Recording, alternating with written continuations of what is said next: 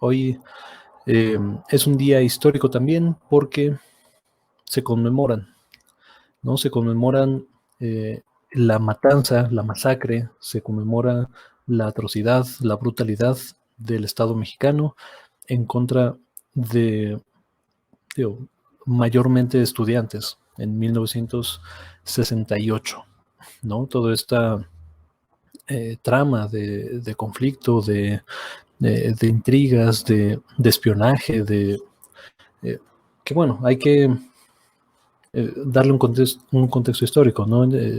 Las protestas fuertes ya venían surgiendo no desde el 68, ¿no? De varios años antes, pero la comunidad estudiantil comienza a organizarse mucho más vívidamente a principios de aquel año, en el que no se forma el Consejo Nacional de Huelga por ahí de agosto, ¿no? Por ahí, ya se había declarado un paro nacional desde julio, ya habían asambleas, ya habían discusiones, ¿no? Y ya habían una organización que digo, llevó a cerrar la UNAM, el Politécnico, las principales escuelas públicas del país, y bueno, ¿no? Exigiendo derechos, exigiendo democracia, digo, entre otros tipos de cuestiones, ¿no? De justicia social, de mejores oportunidades, digo, estaba a pleno auge la llamada dictadura perfecta, este presidencialismo duro, ¿no? En donde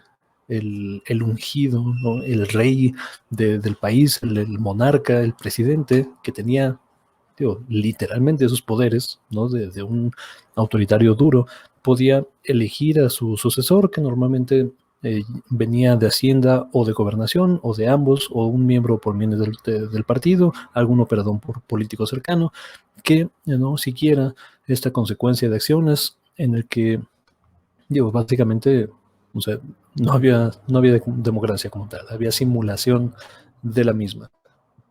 Digo, todo esto lleva a un descontento generalizado y manifestaciones históricas como el retiro de la bandera del Zócalo, ¿no? Enfrente del Palacio Nacional. Los estudiantes se organizan una madrugada, ya no me acuerdo si fue de agosto o septiembre, algo así, quitan la bandera, o sea, del asta, ¿no? Del Zócalo, ponen una bandera simbólica, una bandera negra, una bandera de lucha, de protesta, que esto, no, en el siglo XXI es libertad de expresión básica, y es más, yo te diría que es una de las principales o de las más altas formas de libertad de expresión, eh, atentar, ¿no? Contra los símbolos del Estado, ¿no? ¿Por qué esta es una de las altas formas de libertad de expresión? Porque la libertad de expresión no se necesita para decir cosas bonitas, ¿no? O lugares comunes, como los cachorros son bonitos, o los arcoíris, ¿no? Qué padres son, o el cielo, o sea, eso no requiere libertad de expresión. La libertad de expresión se requiere, no se requiere que se demande y se cumpla cuando se dicen cuestiones difíciles, ¿no? Como el Estado es un asesino, por ejemplo, ¿no? Que era básicamente lo que reclamaban entonces los estudiantes, o no hay democracia en México, ¿no? Necesitamos democracia en México. O sea, ese tipo de reclamos necesitan una protección de libertad de expresión que por supuesto no existía de ninguna forma esa garantía por parte del Estado mexicano. Digo, a partir de ese acto, ¿no? Y después la famosísima, ¿no? E histórica marcha de silencio, esta marcha con pañuelos blancos, esta marcha, esta muestra poderosa de organización de la sociedad civil a partir de estudiantes, pero no únicamente estudiantes. Digo, muchas veces la conversación se reduce solamente a los estudiantes, pero era un movimiento mucho más amplio. Digo, y esta demostración de organización y de fuerza de la gente evidentemente pone nervioso a cualquier dictadura, como la que teníamos entonces.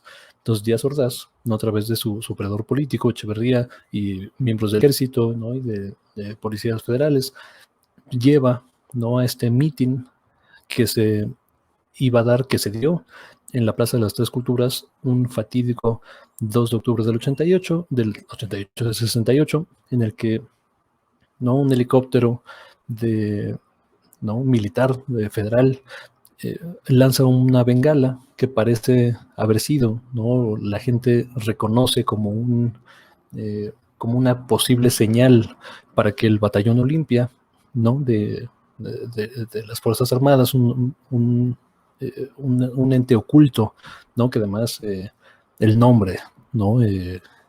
Digamos, orwelliano que tenía, ¿no? El Batallón Olimpia, este nombre código que le dieron, porque se acercaban los Juegos Olímpicos, que digo, estábamos en el 2 de octubre del 68 y los Juegos Olímpicos eran, si no me recuerdo, el 14 de octubre. O sea, ya tenían, o sea, Díaz Ordaz le urgía dar una imagen al exterior de, de tranquilidad, de serenidad, de liderazgo, de lo bien que estaba la sociedad mexicana, ¿no? Y qué bonito los juegos para el mundo y tal. Eso le interesaba muchísimo a Díaz Ordaz. Era lo que más le interesaba, más que la vida, más que los derechos de las personas. Entonces, en esta tensión, digo, evidentemente se da la orden y se ejecuta una total masacre contra la población civil, contra la sociedad civil organizada, contra estudiantes, muchos de ellos, quizá la mayoría de ellos menores de edad, en la Plaza de las Tres Culturas, hecho que genera confusión entre militares que al principio, ¿no? En los primeros momentos, no sabían qué estaba pasando. Algunos de ellos, batallones, no estaban informados, empiezan a repeler, ¿no? El fuego, disparos, o sea, las imágenes que se ven son de un enfrentamiento, pues, ¿no? Entre,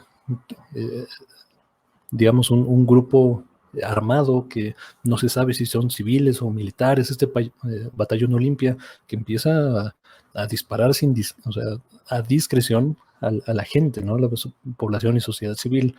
Eh, digo, y en toda esta maraña, ¿no? De confusión y de desapariciones, pues se aplastan como tal, ¿no? El poder del Estado materialmente destroza cualquier posibilidad de organización, cualquier posibilidad de derechos, de libertades, de legitimar, ¿no? los reclamos y la lucha eh, legítima que tenía pues los movimientos estudiantiles, ¿no? Particularmente estudiantiles de aquel entonces. Al día siguiente, y esto es, ¿no? Una pieza de historia y que tenemos que recordar y valorar para apreciar en muchos sentidos lo que tenemos hoy en día, ¿no? Todos los medios de comunicación, todos los medios principales de comunicación. Evidentemente había gacetitas, ¿no? Por ahí, o personas merolicos, ¿no? Digo, no en el sentido derogatorio, ¿no? De sentido histórico, de personas que daban noticias, ¿no? De forma oral, a través ¿no? de los pueblos y vecindades de la Ciudad de México y de muchos otros lados, ¿no? Pero los medios corporativos de comunicación informaron al día siguiente que hacía un muy bonito clima. Que qué bonito era el día, ¿no? Que estaba muy soleado, que todo estaba bien, que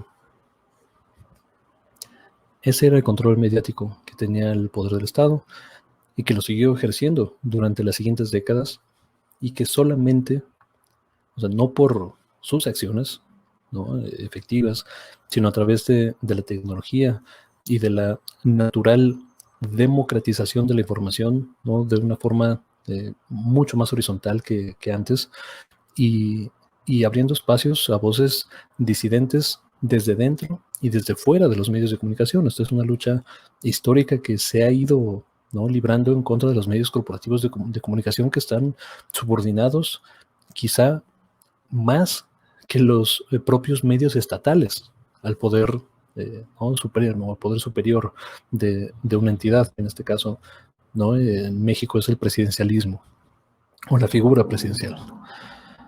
Pero bueno, hoy conmemoramos esa lucha. Habrá ya hubo más temprano una conmemoración por parte de autoridades gubernamentales.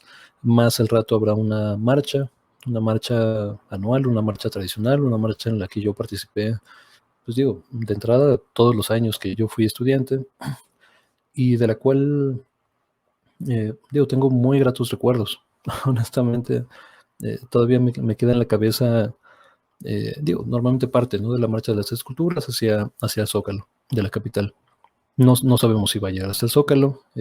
Evidentemente ahí están los miembros de Frena, ¿no? Entonces, evidentemente hay una potencial confrontación ahí, por lo menos verbal. Ojalá que solamente sea verbal, si es que se les permite llegar allá.